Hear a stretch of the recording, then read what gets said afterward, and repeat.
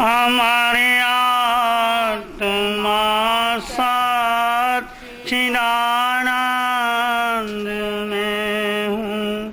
हमारे आत्मा सच्चिदानंद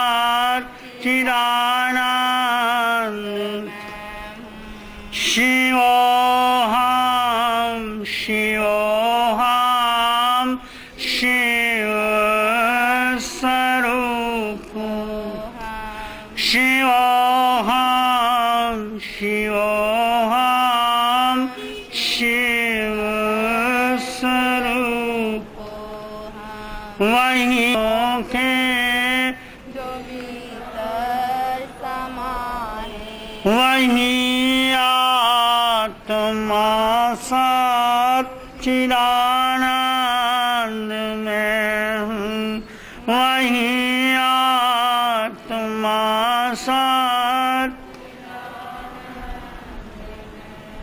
जिसे शास्त्र काटे न अग्नि जलाए, जिसे शास्त्र काटे न अग्नि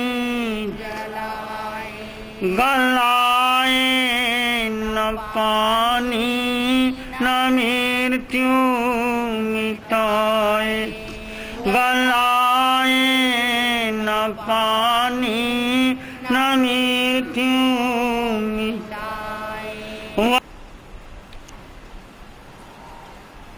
सभी धर्मों का एक उद्घोष, स्वयं को जानो, स्वयं को पहचानो। प्रभु महावीर की वाणी का उद्घोष अप्पा सुप्रमप्पा, आत्मा ही परमात्मा है।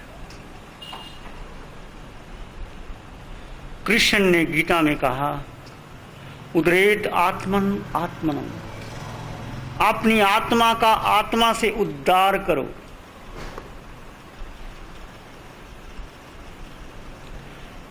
बुद्ध ने कहा, अपदीपो भाव, अपनी आत्मा के दीपक तुम बनो। दिया बाहर नहीं, दिया भीतर है और तुम ही दिए हो। जीसस की वाणी भी यही कहती है, no thy self, comprehend thy self, understand thy self, uplift thy self. अपनी आत्मा को जानो, अपनी आत्मा को ऊपर उठाओ, अपनी आत्मा को समझो।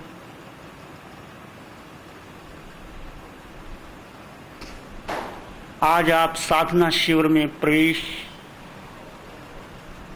किया है, तो कैसे हम अपनी आत्मा को जाने, पहचाने। आत्मा अजर है, अमर है, नित्य है, शुद्ध है, बुद्ध है, मुक्त है, ब्रह्म स्वरूप है। केवल ज्ञानी की वाणी में आत्मा को तर्क और बुद्धि से जाना नहीं जा सकता। तक्का तत्था न विजयी, तर्क वहां पहुंच नहीं सकती, बुद्धि वहां जा नहीं सकती। शास्त्र की वाणी पूरा समझ नहीं सकती। ये तो केवल आपका निजी अनुभव है। यदि आप अनुभव करें तो जान सकते हैं, नहीं करें तो नहीं जान सकते। खलील जिब्रान ने भी यही बात कही कि जब मैं प्रेम की लंबी लंबी व्याख्याएं करता था, परंतु जब मुझे प्रेम की अनुभूति हुई तो सारे शब्द निस्सार हो गए, फीके पड़ गए। फूल के ऊपर मधुमक्खी भ्रमण करती है, एक ऊपर ऊपर, एक थोड़ा नीचे, एक फूलों के पास, एक फूलों के अंदर जब रस ले लेती है तो उसका भिन भिनाना बंद हो जाता है।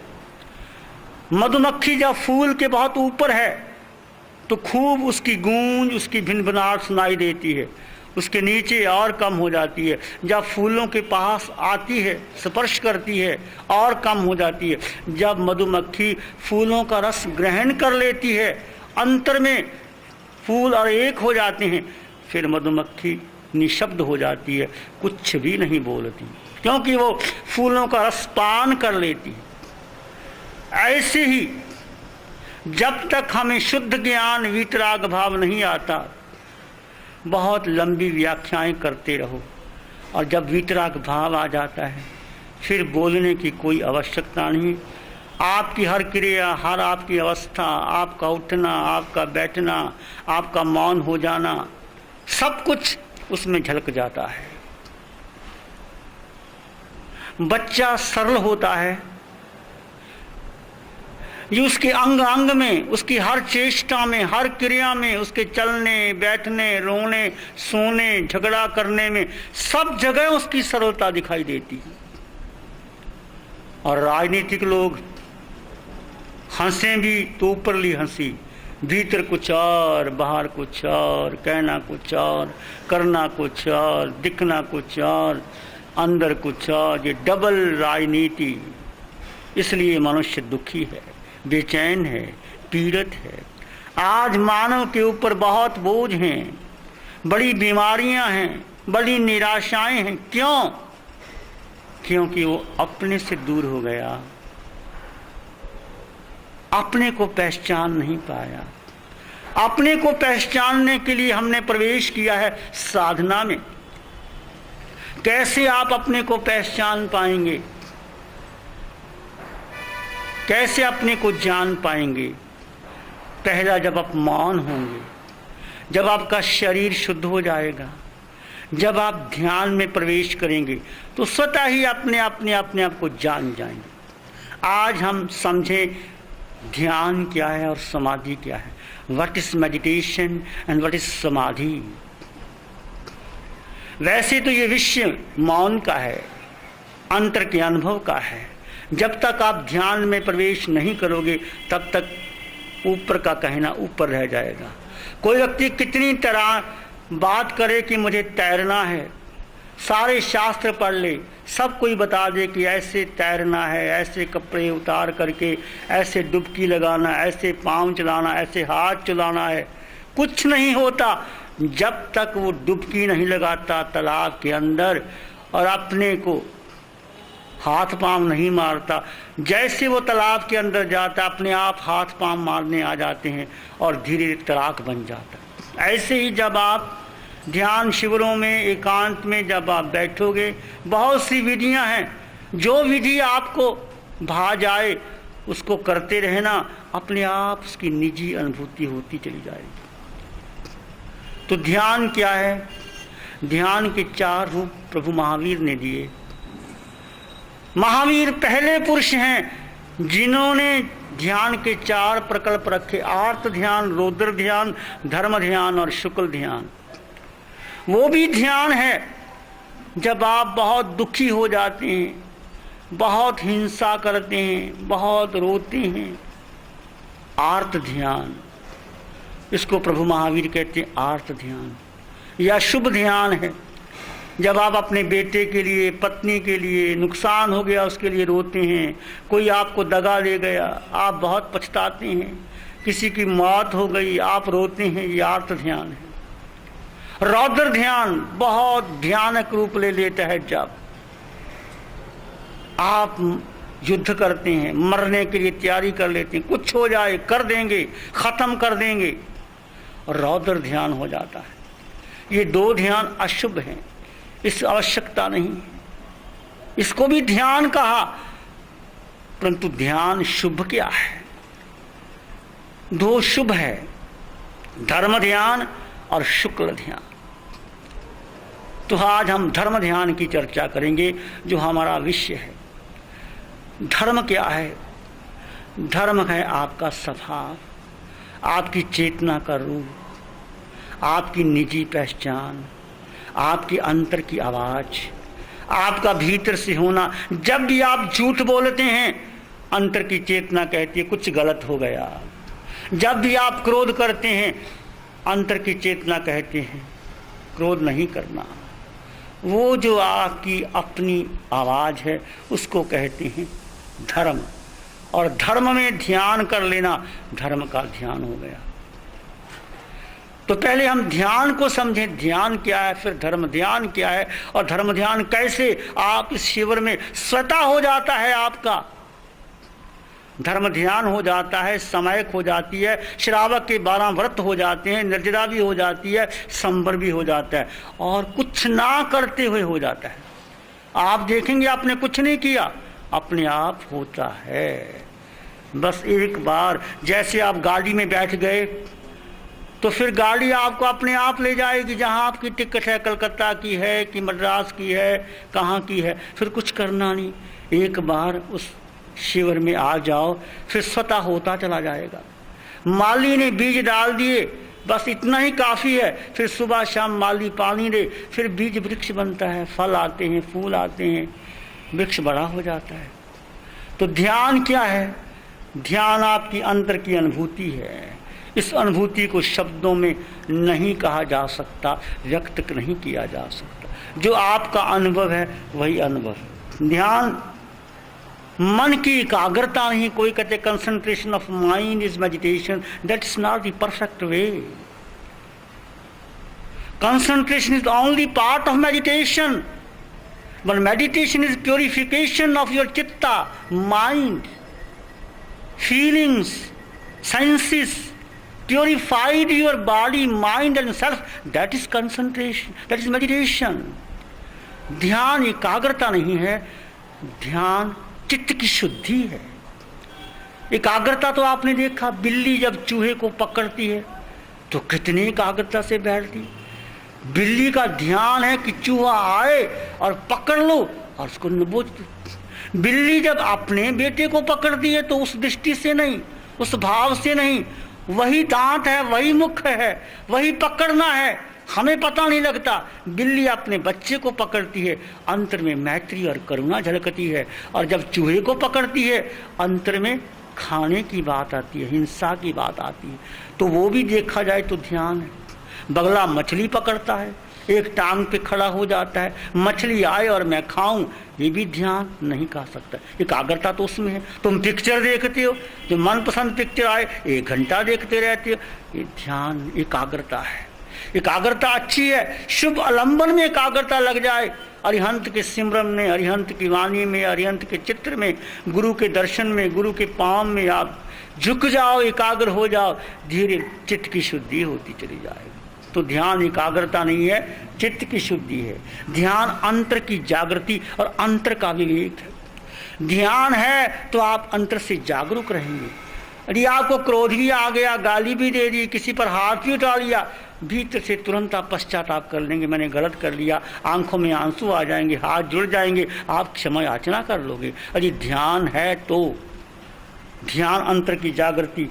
ध्यान राग द्वेष से परे अज्ञात में प्रवेश, न राग न देश और अज्ञात में प्रवेश, उसको हम ध्यान कह सकते हैं। ध्यान शुद्ध अवस्था को प्राप्त करना है, समय को जान लेना है और अंतर के रहस्य को प्रकट कर लेना है। यही एक ध्यान का रहस्य है। भीतर जो हमारी चेतना के स्तर अनकॉन्शियस, सब कॉन्शियस में पड़े हैं, वो सारे कॉन्शियस में हो जाएं, पूरा जागृति हो जाए, उसको ध्यान करें।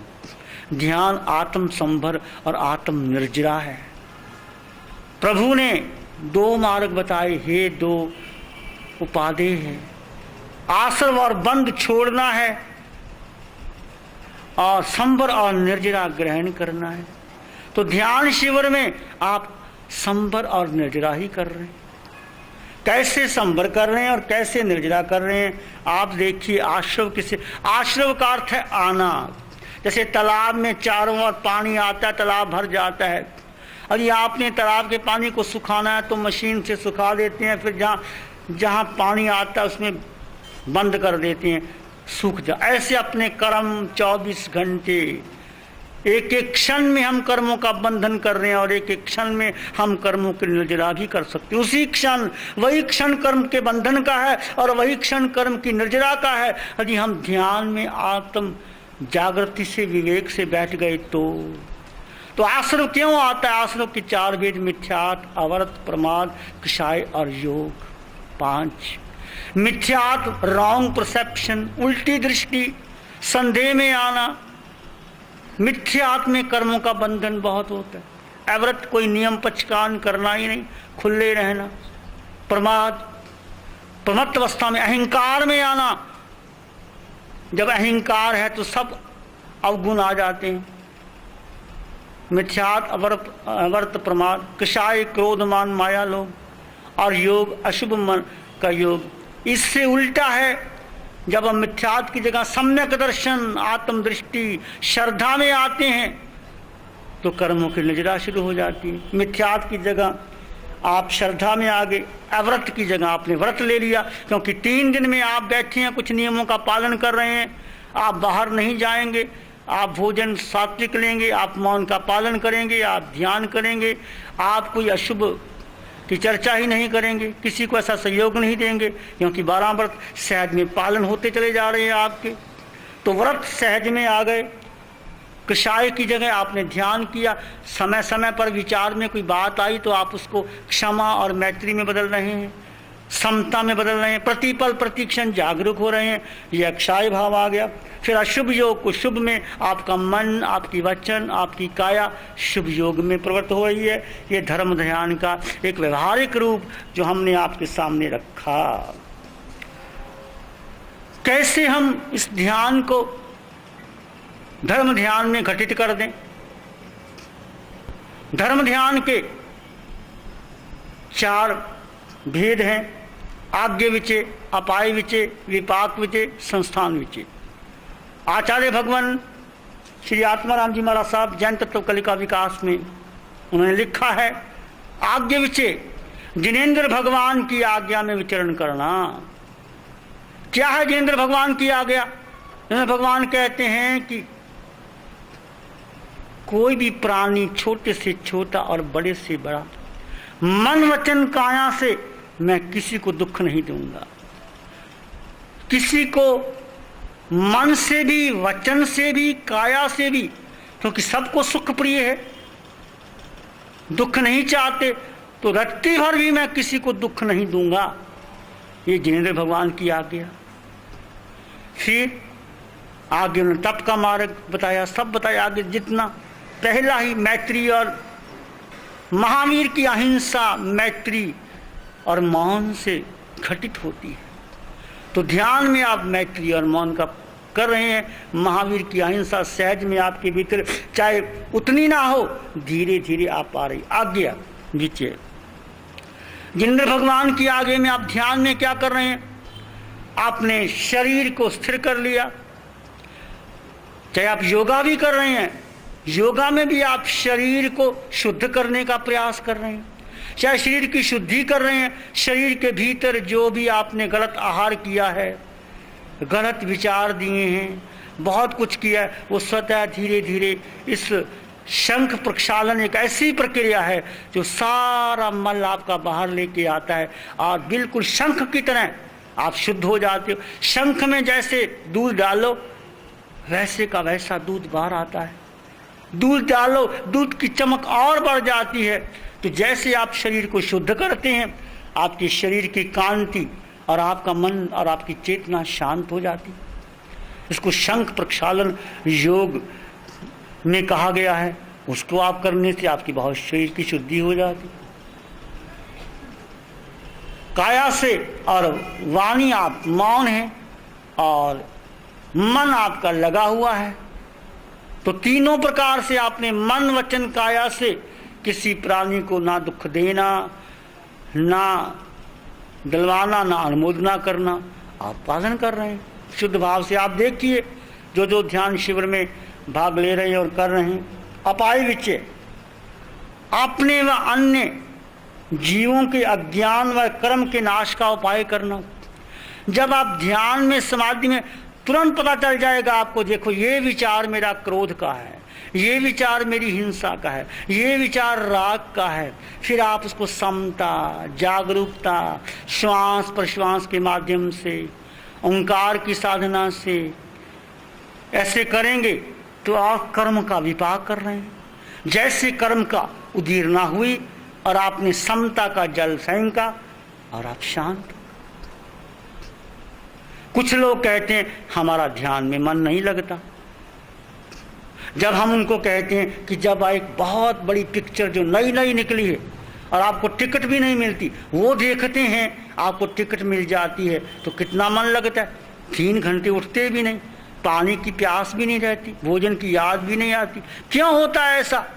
देखिए, इसका कारण है राग को राग का संस्कार मिला, इसलिए मन लगा। आपका मन राग में है और वहाँ भी राग पैदा हो रहा है। किसी से प्रेम हो रहा है, किसी से झगड़ा हो रहा है, किसी से कुछ हो रहा है, युद्ध हो रहा है, राग से राग मिला, आपका मन लग गया। उदाहरण के तौर पर महापुरुष फरमाया करते हैं कि जैसे अग्नि बहन भोजन बनाती है और कोयले की अग्नि जलाती है। भोजन बना लिया बहन ने, फिर कोयले बुझाने तो बहन क्या करेगी? आजकल तो गैस आ गई है, कभी कभी कोयले भी होंगे, पर आपने कोयले जलाए होंगे। उस कोयले को शांत करने के लिए बहनें क्या करती है? चुल्लू भर पानी डालती, आवाज़ क्या निकलती है? सू। फिर पानी डालती है, सू। फिर पानी डालती है, सू। जब तक कोयला पूरा शांत नहीं होता, सू सू की आवाज़ क्यों आती है? कोयला है गरम, पानी है ठंडा, गरम को ठंडा अच्छा नहीं लगता, इसलिए सू की आवाज़ आती, सू की आवाज़ आती। तो ध्यान में आपका मन क्यों? मन चाहता है राग, और आपकी चेतना कहती है समता, जागरूकता। मन को अच्छा नहीं लगता, इसलिए बेचैनी पैदा होती है। समझ गए? उस ढंग से सू सू क्या होता है? यदि जलते कोयले जल रहे हैं, उसमें कोयले और डाल दो, सू सू की आवाज़ आती है? नहीं आती। उस कोयले में और कोयले डाल दिए, अग्नि और डाल दी। राग में राग पैदा करो तो कुछ नहीं होता, मन लगा रहता है। जब राग में समता आ जाए, अग्नि में पानी डालो, अग्नि में आवाज़ आती है, और अग्नि में और अग्नि डाल दो, आवाज़ नहीं आती। इस कारण शुरू में ध्यान करने से आपका मन भटक भी सकता है, नहीं भी लगता, कोई घबराने की जरूरत नहीं। आप ध्यान करते रहो, धीरे धीरे आपका मन स्वतः ही शांत हो जाएगा। तो अपाय विचय में आप अपने जो अज्ञान के कर्मों का आप नाश करने का उपाय कर रहे हैं। विपाक विचय, कर्मों के विपाक, सुख दुख में सम रहने का। कर्म का, जैसे आप ध्यान में बैठे, अचानक दर्द हो गया, पाँव में दर्द हो गया, कमर में दर्द हो गया, उस समय देखना ये मेरा कर्म संस्कार। अचानक बहुत बेचैनी आ गई, पसीना आ गया, ये कर्म प्रकट हुए हैं। क्योंकि प्रतिपल कर्म बंधन होते हैं और प्रतिपल कर्मों की नजरा होती है। क्षण क्षण में हम 7 कर्मों का बंधन करते हैं और 7 कर्मों की नजरा भी करते हैं। आयुष कर्म तो जीवन में एक बार बंधता है। तो जैसे कर्म की उदीरना होती है, जब बंधन होता है, उस समय आप सम रहने का विचार करते हैं, इसको कहते हैं विपाक विचय। तो विपाक विचय का पालन हो रहा है। संस्थान विचय, संस्थान एक लोक, पूरा लोक, 14 राज्यों का एक आपकी 3.5 हाथ की काया, इसमें बैठ कर के जो भीतर से बाहर हो रहा है, संवेदना आ रही हैं, सुख दुख की अनुभूति हो रही है, राग द्वेष आ रहा है, इसको केवल आप देखते हैं, कोई प्रतिक्रिया नहीं करते। यह संस्थान विचय। विपश्यना साधना में ये संस्थान विचय को बहुत अच्छी तरह बताया जाता है कि चारों धर्म ध्यान के पाए देखो, इस ध्यान शिविर में आपके घटित हो रहे हैं। आज्ञा विचय, अपाय विचय, विपाक विचय, संस्थान विचय। तो पूरी साधना ये धर्म ध्यान से जुड़ती है। तो हम देखते हैं ध्यान में निर्जरा कैसे होती है, ये संवर की बात हो गई। निर्जरा, तपसा निर्जरा चाहे, वो तप जिसमें निर्जरा हो। हमने तप को केवल मान लिया कि जो उपवास करते हैं या ठाई कर, अच्छा है, वो भी बहुत बड़ी बात है, परंतु प्रभु ने 12 प्रकार का तप बताया निर्जरा का। 6 बाह्या, 6 अध्यंतर, और ध्यान तो 11वां तप बताया, अंतर का 11वां तप। कितना बड़ा तप है ध्यान का। और प्रभु महावीर ने बड़ा विज्ञानक पहलू दिया। ध्यान प्रवेश करने से पहले 10 प्रकार का तप आपके जीवन में आता है, तब आप ध्यान कर पाते हैं, नहीं ध्यान सहज नहीं है। कैसे 6 प्रकार का बाह्य, 6 प्रकार का अंतर। पहले अनशन, अनशन का मतलब भोजन छोड़ देना। आज शाम को आपको भोजन दिया ही नहीं गया, एक टाइम का भोजन, अभी आपको 3 बजे तक भोजन नहीं मिलता, शुद्धि हो रही है, ये अनशन हो गया। एक आसना भी अनशन में आता है, व्यासना भी अनशन में आता है, उपवास भी अनशन में आता है। अनशन का मतलब भोजन छोड़ देना, चाहे एक टाइम का छोड़ो, चाहे आधे दिन का छोड़ो, चाहे एक दिन का छोड़ो, तो अनशन आपका हो रहा है कि नहीं देखिए।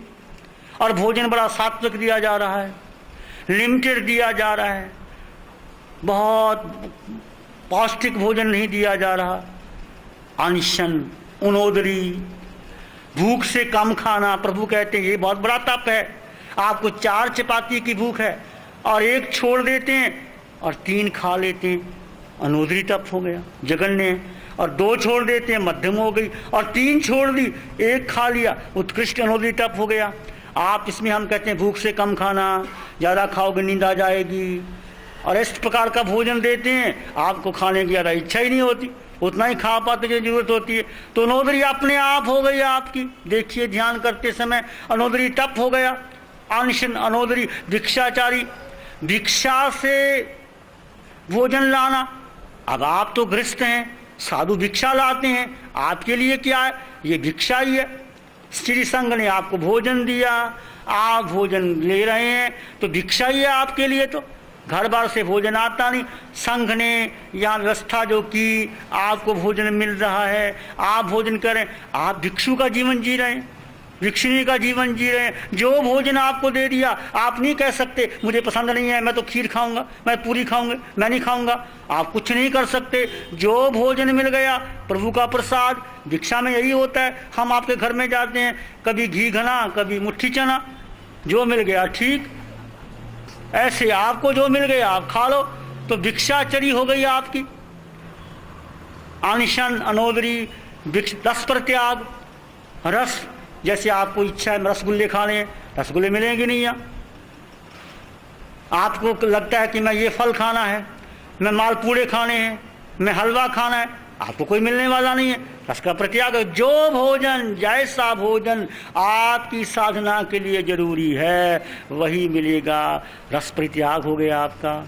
आपने अपने सहज में देखो 12 प्रकार का तप आपके जीवन में कैसे आ रहा है, और कितने भाग्यशाली हैं आप, इतना तप कर रहे हैं, अंतर तप कर रहे हैं। फिर ये बाहर की तप बात करते हैं, अंतर की तप। अनशन, अनोदरी, भिक्षा, रस, काया क्लेश। काया क्लेश का मतलब क्या?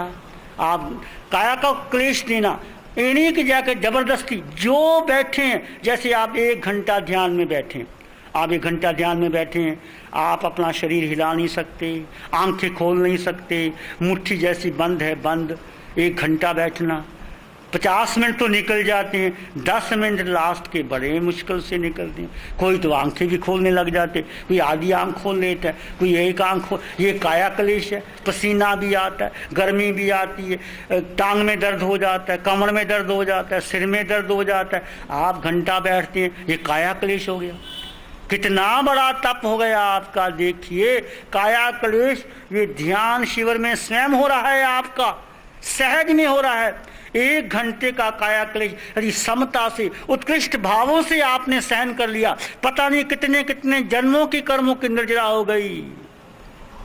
कर्मों की निर्जरा कैसे हो रही है आपको सोचो, विचार करो। ये भगवान का ध्यान का पथ ये सहज में मिला है आपको,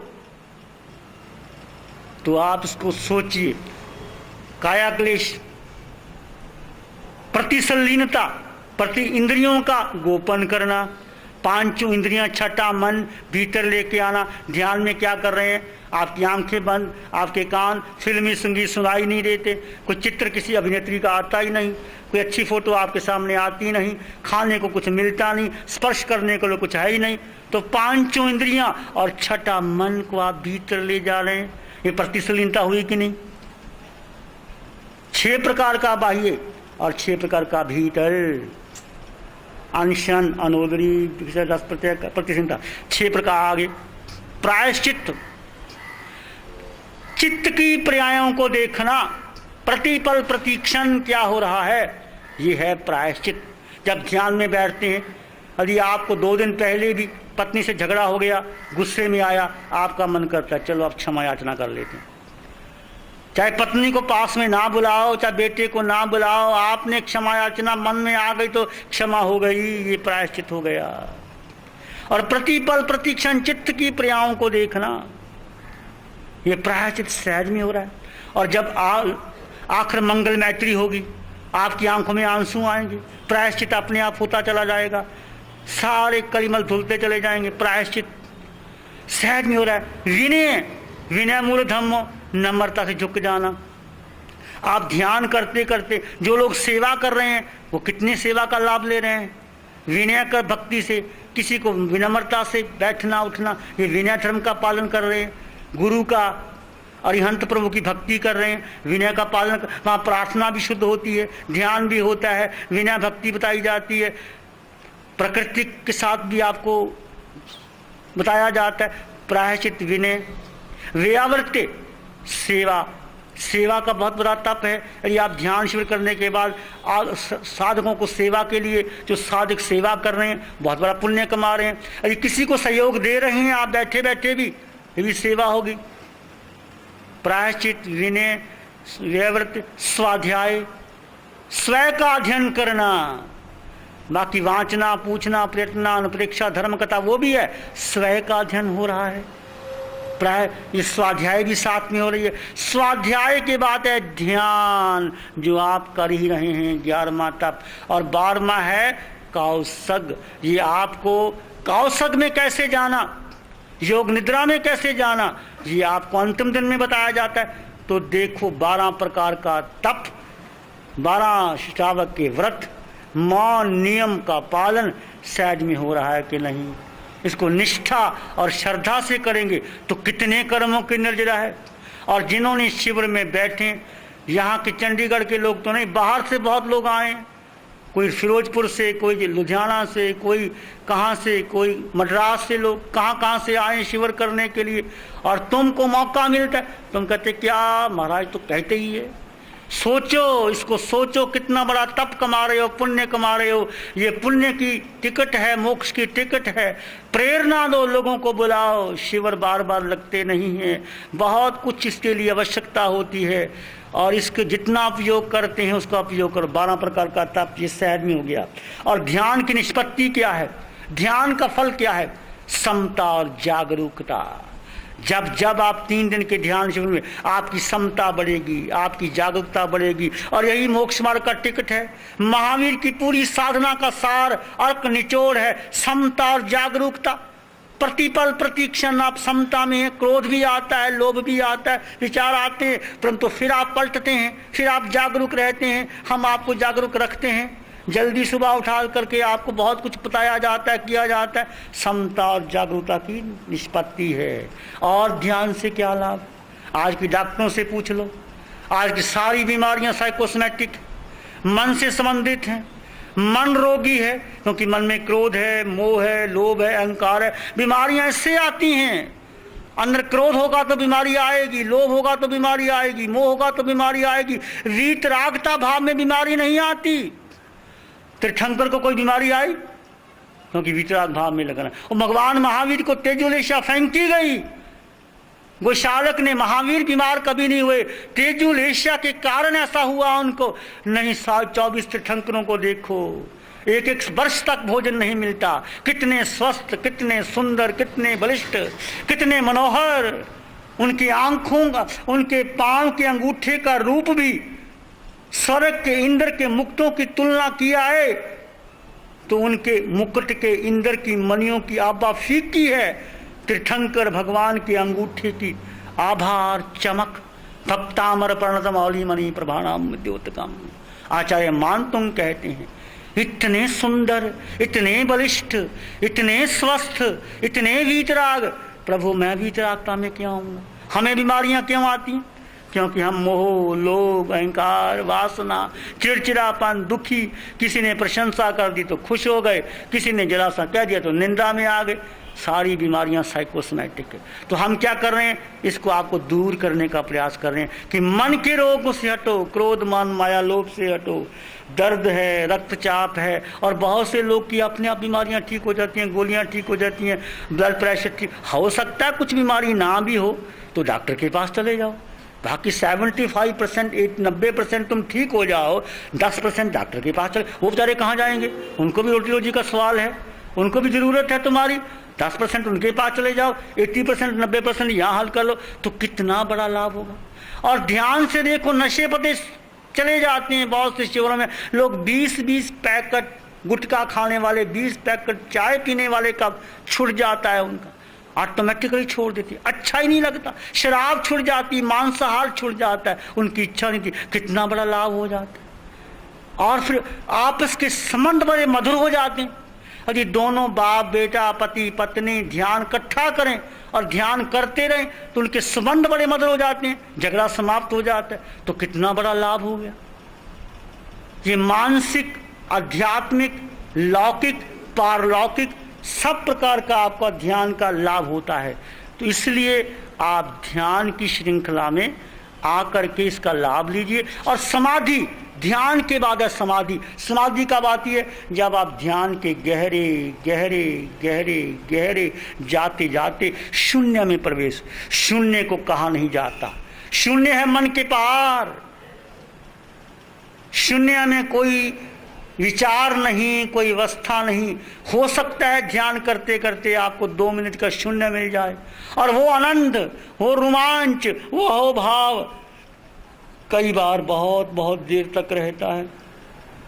जैसे जैसे आपका ध्यान बढ़ता गया वैसे वैसे आप उस शून्य की अवस्था, समाधि की अवस्था में आ गए। तो ये ध्यान के बारे में आपने समझा कितनी गहरी अवस्था आती है और कैसे हम स्वतः ध्यान में डूबते डूबते आगे बढ़ जाते हैं। इस प्रकार आप ध्यान करते रहें और समाधि की अवस्था में आते रहें। आगे की चर्चा फिर हम करेंगे। कुछ विशेष कार्यक्रम में आप श्री संघ को सूचित करना चाहता हूं, क्योंकि श्री संघ ही साथ में है तो हम आगे बढ़ सकते हैं। अकेला आचार्य कुछ नहीं कर सकता।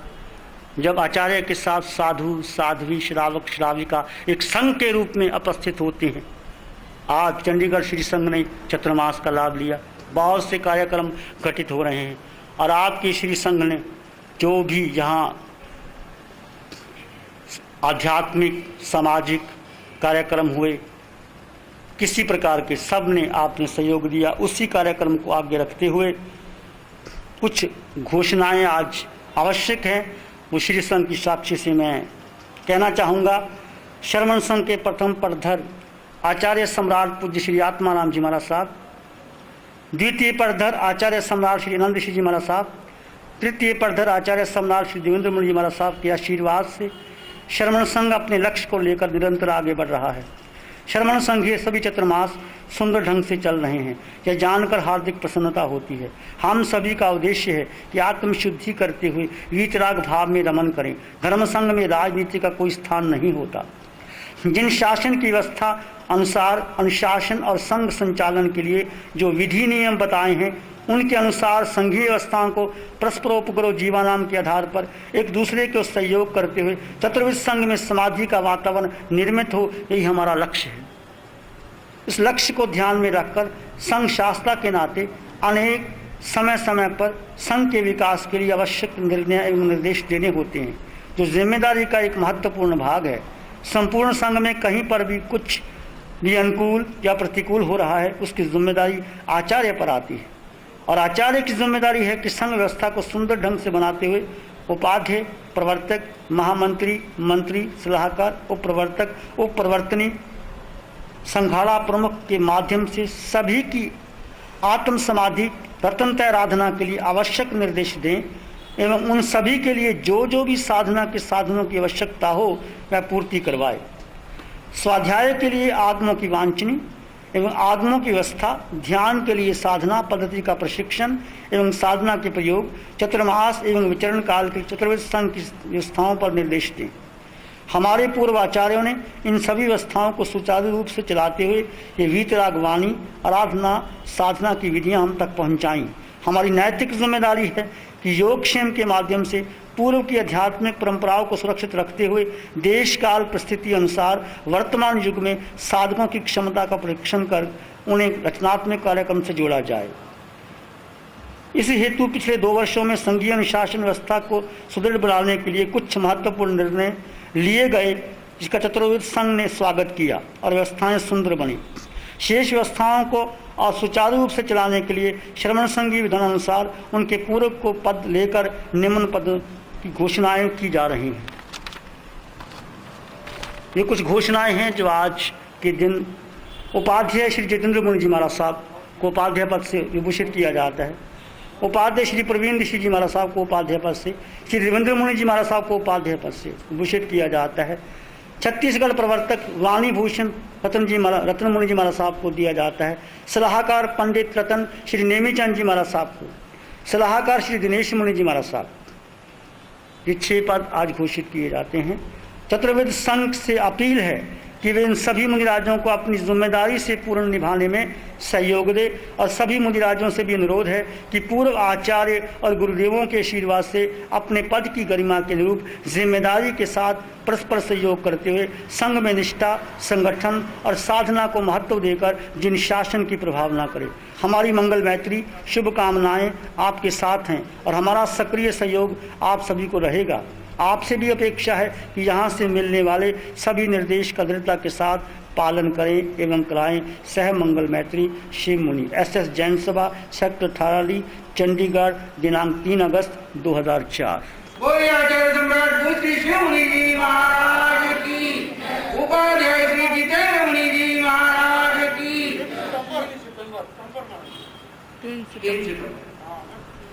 उपाध्याय श्री प्रवीण ऋषि जी महाराज की, उपाध्याय श्री रविंद्र मुनि जी महाराज की,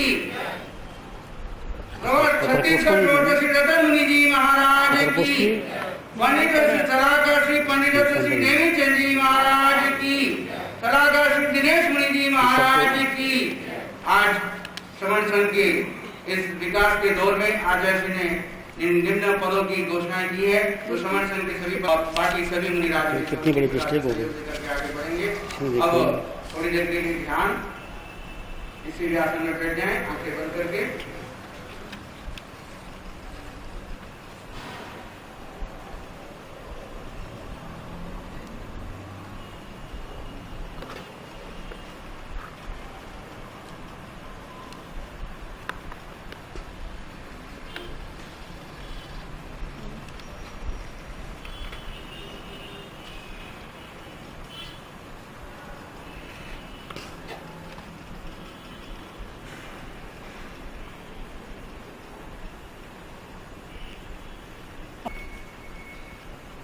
निष्ठा और श्रद्धा का भाव लाएं।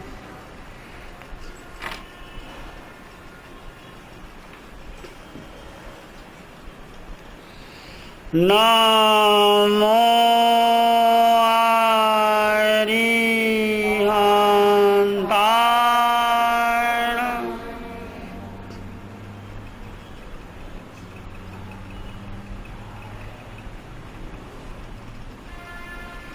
अरिहंत प्रभु को नमन।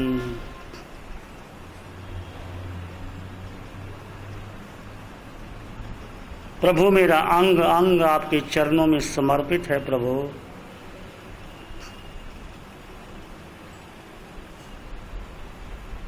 आपकी भक्ति, आपके गुणों का स्मरण में मेरा मन लगा रहे। प्रभु नमो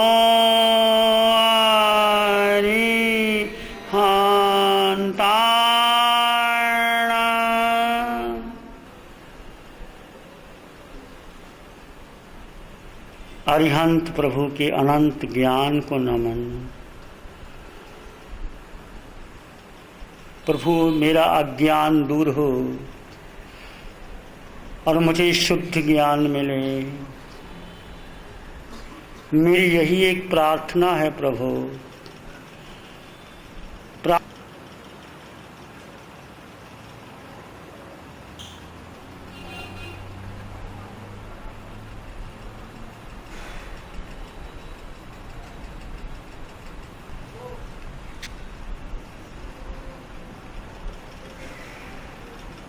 नमो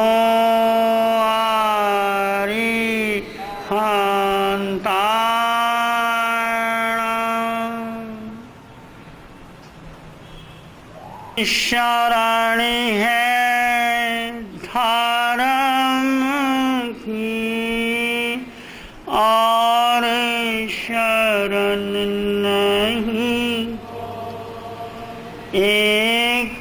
शरण है धर्म की और शरण नहीं।